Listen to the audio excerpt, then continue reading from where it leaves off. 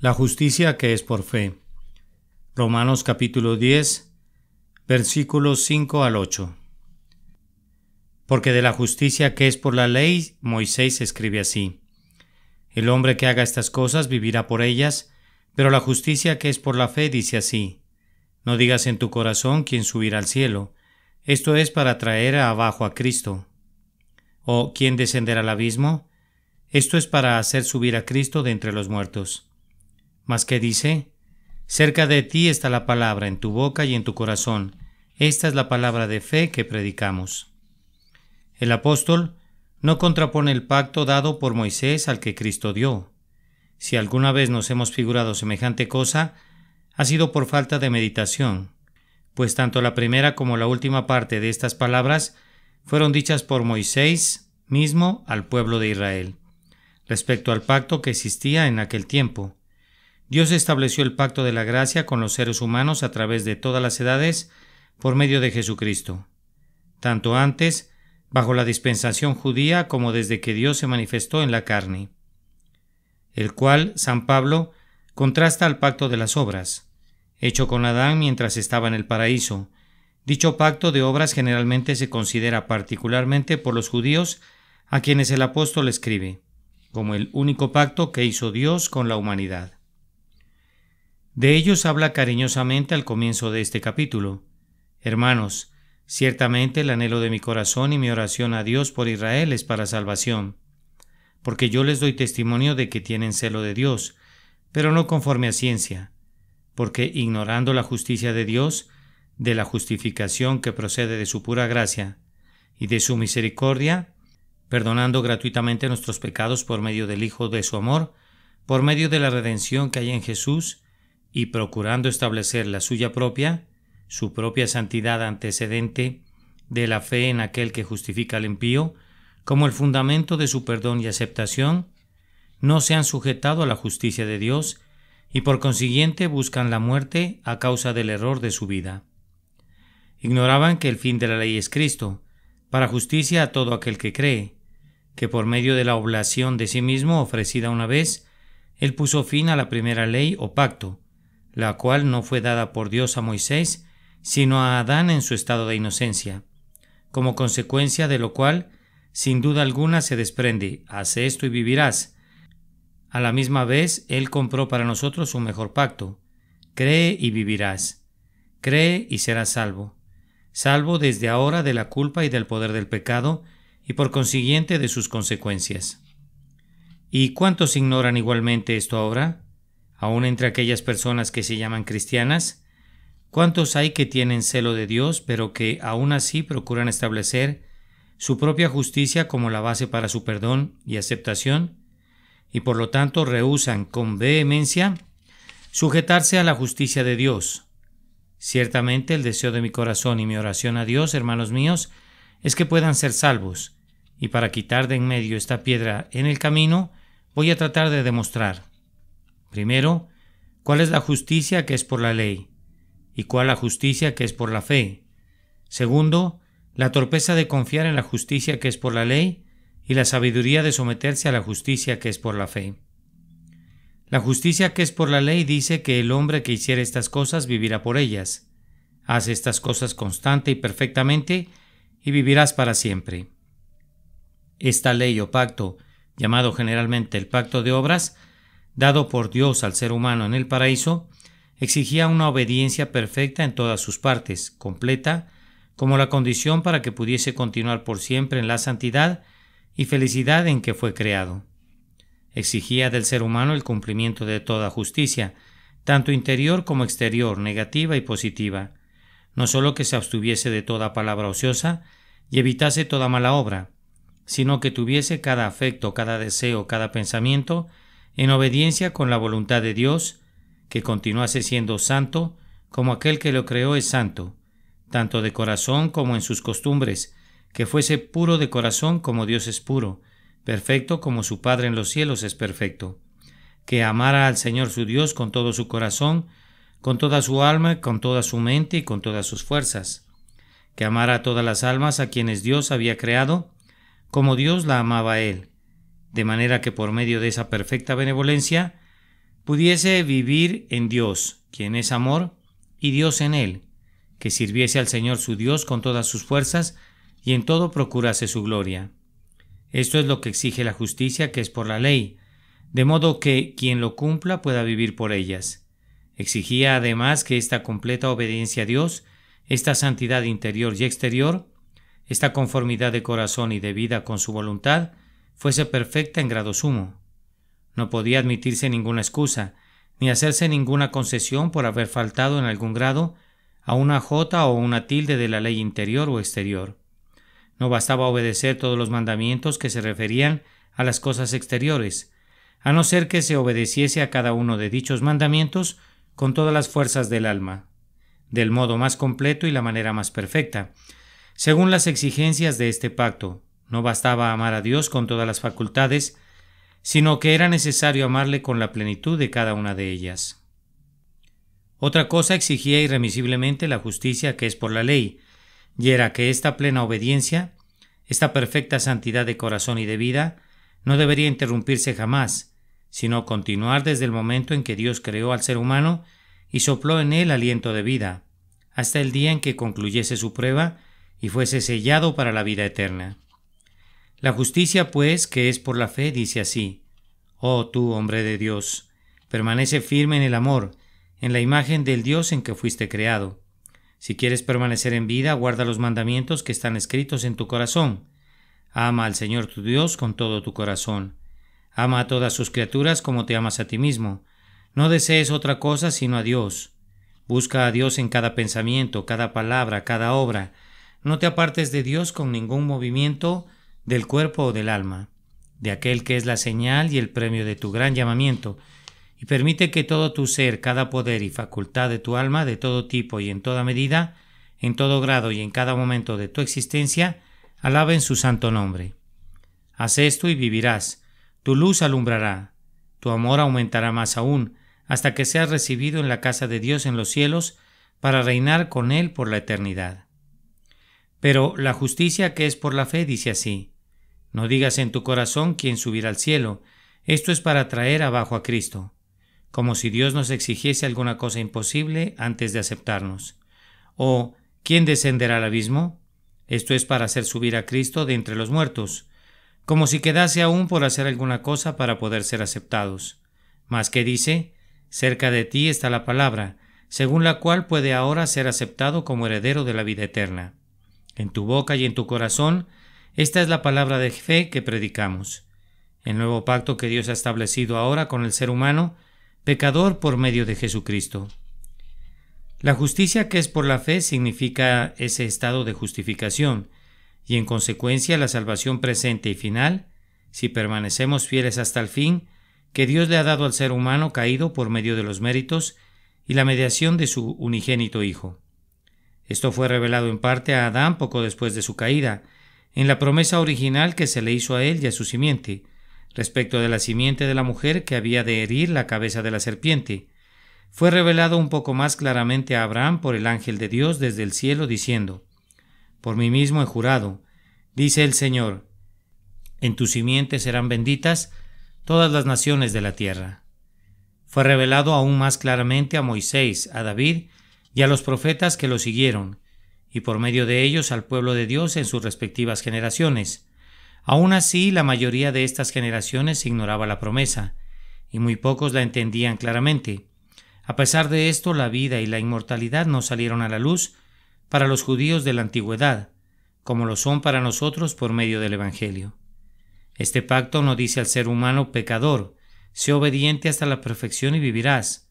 Si tal fuera la condición, de nada le aprovecharía todo lo que Cristo hizo y sufrió por él. Sería como si se le exigiese que subiera al cielo para traer a Cristo abajo, o que descendiera al abismo, es decir, al mundo visible, para volver a traer a Cristo de entre los muertos. No se requiere que se haga ninguna cosa imposible, aunque sería imposible para el ser humano por sí mismo, pero no para el ser humano con la ayuda del Espíritu de Dios. Eso sería como burlarse de la debilidad humana.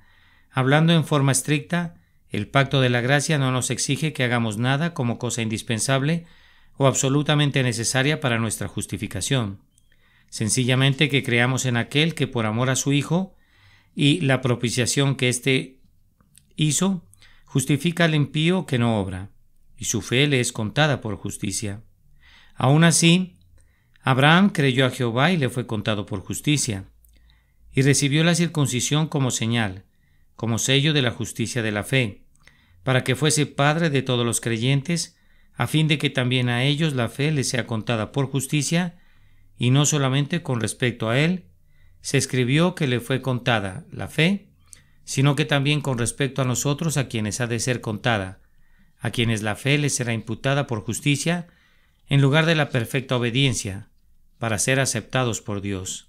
Esto es, a los que creemos en el que levantó de los muertos a Jesús, Señor nuestro, el cual fue entregado por nuestras transgresiones y resucitado para nuestra justificación, para asegurarnos la remisión de nuestros pecados y la vida eterna a todos aquellos que creemos. ¿Qué dice pues el pacto del perdón, del amor no merecido, de la misericordia que perdona? Cree en el Señor Jesucristo y serás salvo. El día en que creyeres ciertamente vivirás. Dios te restaurará su favor y en agradarle encontrarás la verdadera vida. Serás salvo de la maldición y de la ira de Dios. Resucitarás de la muerte del pecado a la vida de justicia, y si permaneces fiel hasta el fin creyendo en Jesús, no probarás la muerte segunda, sino que habiendo sufrido con el Señor, vivirás y reinarás con Él por los siglos de los siglos. Ahora está cerca de ti la palabra. La condición para obtener la vida es clara, sencilla y está a la mano. Está en tu boca y en tu corazón a través de la obra del Espíritu de Dios. En el momento en que confesares con tu boca que Jesús es el Señor y creyeres en tu corazón que Dios lo levantó de los muertos, serás salvo, salvo de la condenación, de la culpa y del castigo por los pecados pasados, y podrás servir a Dios en verdadera santidad todos los restantes días de tu vida. ¿Qué diferencia hay, pues, entre la justicia que es por la ley y la justicia que es por la fe? ¿Entre el primer pacto de las obras y el segundo de la gracia? La diferencia esencial e inmutable es esta. El primer pacto supone que la persona que lo recibe es ya pura y feliz, creada a imagen de Dios y en disfrute de su favor, y señala la condición mediante la cual puede continuar en amor y felicidad, en vida e inmortalidad.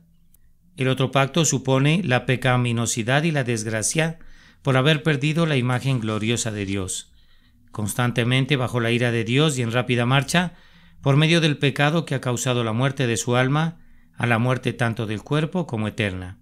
Al ser humano en este estado, la justicia que es por la fe le señala la condición para poder obtener de nuevo la perla que ha perdido, el favor y la imagen de Dios, la vida de Dios en su alma, y ser restaurado al conocimiento y el amor de Dios, que es el principio de la vida eterna. Además, para que el ser humano pudiese continuar en el favor de Dios, en su conocimiento y amor, en santidad y felicidad, el pacto de obras requería una obediencia ininterrumpida y perfecta a todos y a cada uno de los detalles de la ley de Dios, mientras que el pacto de la gracia, para que el ser humano pueda obtener otra vez el favor y la vida de Dios, solo exige la fe, una fe viva en aquel a través del cual Dios justifica a quienes no han sido obedientes. Más aún, el pacto de las obras exigía de Adán y de sus descendientes que ellos mismos pagasen el precio, en consideración de lo cual recibirían todas las futuras bendiciones de Dios. Pero en el pacto de la gracia, viendo Dios que no tenemos nada con qué pagar, nos perdona todo, con la única condición de que creamos en aquel que pagó el precio por nosotros, que se dio a sí mismo como propiciación por nuestros pecados, y no solo por los nuestros, sino también por los de todo el mundo. El primer pacto, por consiguiente, exigía lo que los seres humanos no tenían ni podían remotamente tener, a saber, la obediencia perfecta, que está muy lejos de quienes son concebidos y nacidos en pecado, mientras que el nuevo pacto exige algo que está al alcance de la mano, como si quisiera decir: tú eres pecador, Dios es amor, tú a causa de tu pecado has caído del favor de Dios, sin embargo en Él hay misericordia, trae pues a Dios todos tus pecados y se desvanecerán como la nube que se evapora. Si no fueras pecador no habría necesidad de que Dios te justificara. Acércate pues lleno de confianza con toda la certeza de la fe. Dios habla y ya es hecho.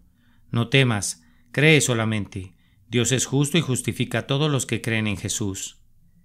Después de considerar todo lo anterior, Será fácil demostrar, tal como me propuse en segundo lugar, la torpeza de confiar en la justicia por la fe y la sabiduría de someterse a la justicia que es por la fe.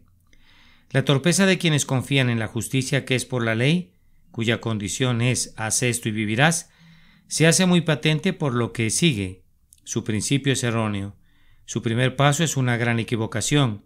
Mucho antes de poder alegar derecho a estas bendiciones, hay que estar en el mismo estado de pureza de aquel con quien se hizo pacto.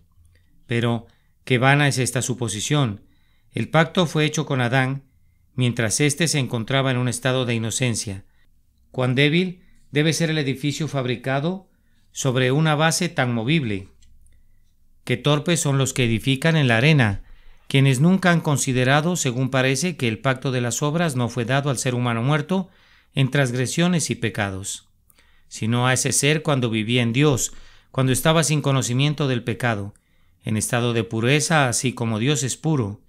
Se olvidan de que ese pacto no fue dado para recobrar el favor de Dios y la inmortalidad perdidos, sino para que continuasen y aumentasen hasta entrar en la vida eterna.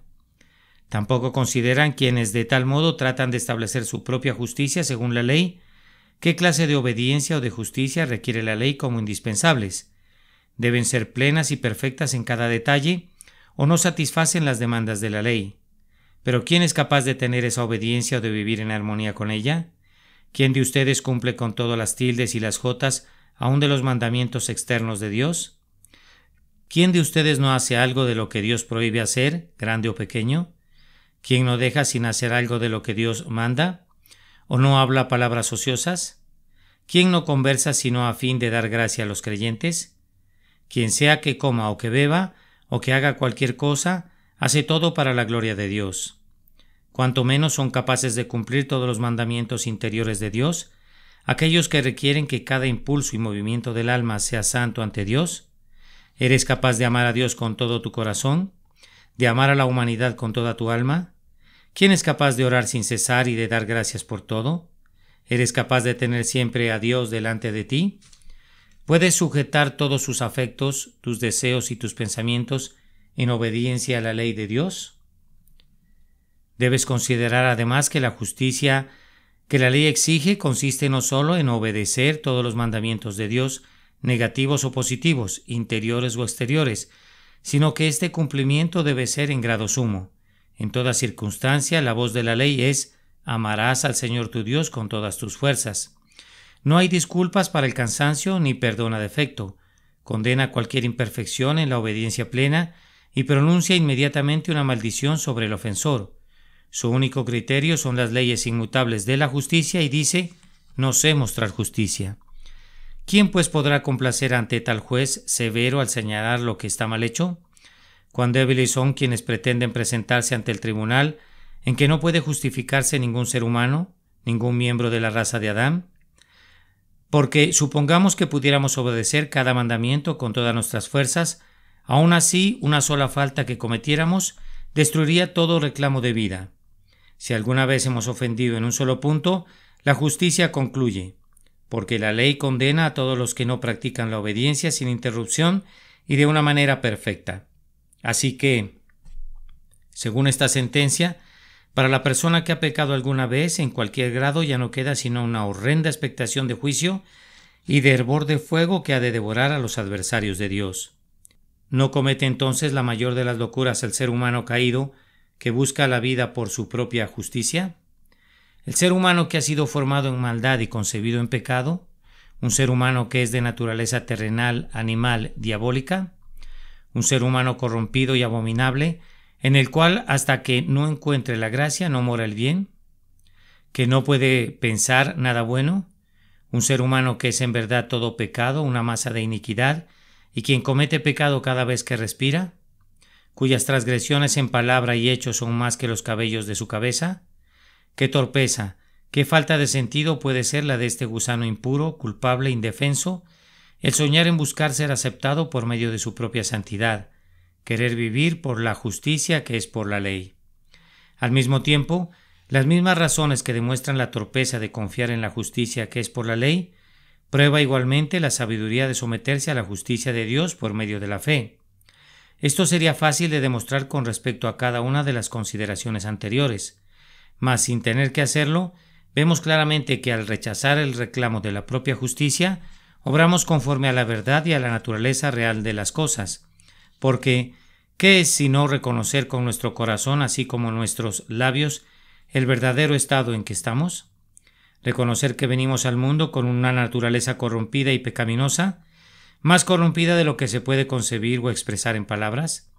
Es aceptar que estamos propensos a todo lo malo y opuestos a todo lo bueno, que estamos llenos de orgullo, de soberbia, de pasiones desordenadas, de deseos torpes, de afectos viles y sin control, amantes del mundo y de sus placeres más que de Dios.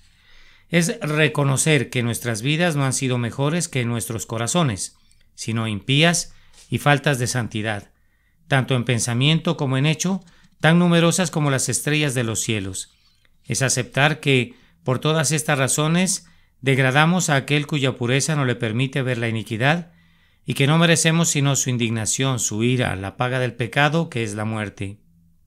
Es declarar que no podemos con nuestra propia justicia, la que verdaderamente no tenemos, ni con nuestras obras, que son como el árbol del cual crecen, aplacar la ira de Dios o evitar el castigo que tan justamente merecemos. Es afirmar que si quedamos abandonados a nosotros mismos, solamente nos volveremos peores, nos sumergiremos más y más en el pecado, ofendiendo a Dios tanto con nuestras obras malas como con las expresiones de nuestra mente carnal, hasta que, habiendo llenado la medida de nuestras iniquidades, atraigamos sobre nosotros completa destrucción. ¿No es esta nuestra verdadera naturaleza? El reconocer, pues, todo esto tanto en nuestro corazón como con nuestros labios, esto es, el no pretender que tenemos santidad. La justicia que es por la ley es actuar de acuerdo con la naturaleza real de las cosas y por consiguiente con verdadera sabiduría. La sabiduría de someternos a la justicia que es por la fe se muestra todavía más al recordar que se trata de la justicia de Dios. Quiero con esto decir que este es el método de reconciliación con Dios que ha sido escogido y establecido por Dios mismo, no solo como el Dios de sabiduría, sino como el Dios que es soberano del cielo y de la tierra y de todas las criaturas que ha creado. ¿Será justo que el ser humano le diga a Dios, ¿por qué haces esto? Solo un loco, falto de todo juicio, podría entrar en contienda con quien es más poderoso que él, con aquel cuyo reino gobierna todas las cosas. Por consiguiente, la verdadera sabiduría consiste en someterse en todo a Dios, en decir en esto, como en todas las demás cosas, el Señor es, hágase su voluntad. También puede considerarse el hecho de que el ofrecer Dios al ser humano algún medio de reconciliación es pura gracia, amor gratuito, misericordia inmerecida, cuando pudo habernos abandonado a nuestra suerte y habernos olvidado completamente, por lo cual mostramos sabiduría al aceptar cualquier método que Dios tenga a bien establecer, movido por su tierna misericordia, por su favor inmerecido, para que quienes son sus enemigos, quienes se han separado de él y por tanto tiempo han sido rebeldes, puedan aún encontrar el remedio. Debemos mencionar un punto más. Hay sabiduría en tratar de lograr el mejor fin con los mejores medios. El mejor fin que una criatura pueda procurar es la felicidad en Dios. Y el mejor fin que una criatura caída puede procurar es recobrar el favor y la imagen de Dios. Pero el mejor, de hecho, el único medio bajo el cielo dado al ser humano mediante el cual pueda volver a tener el favor de Dios, el cual es mejor que la vida misma, o la imagen de Dios, la cual es la verdadera vida del alma, es someterse a la justicia que es por la fe, el creer en el unigénito Hijo de Dios.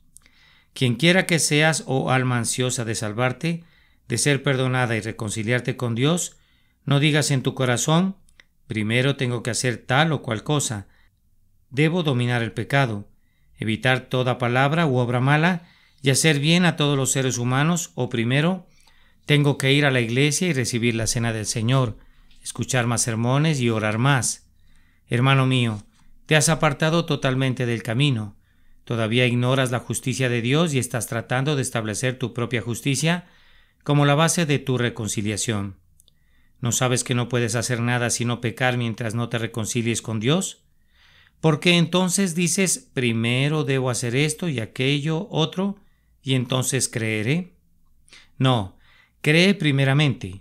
Cree en el Señor Jesucristo, la propiciación por tus pecados. Echa primero este buen cimiento, y entonces podrás hacer todas las cosas bien. Tampoco digas en tu corazón: no puedo ser aceptado todavía, pues no soy suficientemente bueno. ¿Quién es o ha sido suficientemente bueno para merecer la aceptación de Dios? ¿Ha existido alguna vez un descendiente de Adán suficientemente bueno para merecer esta aprobación? ¿O lo habrá antes de la consumación de los tiempos? Respecto a ti no eres bueno, ni jamás lo serás. No existe en ti nada bueno, y no existirá nada bueno hasta que no creas en Jesús. Más bien, te encontrarás siendo peor y peor. Pero, ¿piensas que es necesario volverse peor antes de poder ser aceptado? ¿No eres ya suficientemente malo? De hecho lo eres, y Dios lo sabe. Tú mismo no lo puedes negar. Entonces no tardes, todo está listo, levántate, lava tus pecados. La fuente está abierta. Este es el tiempo de lavarte en la sangre del Cordero hasta que quedes limpio. Ahora, Dios te purificará con hisopo y serás limpio. Dios te lavará y serás más blanco que la nieve. No digas: pero no me siento suficientemente arrepentido. No siento mis pecados suficientemente. Lo sé. Desearía que tuvieras más sensibilidad, que estuvieras 1000 veces más arrepentido de lo que ahora estás. Pero no te demores por esto. Dios puede darte esa sensibilidad, no antes de creer, sino al creer. Puede ser que no llores mucho, sino cuando ames mucho, porque has sido grandemente perdonado.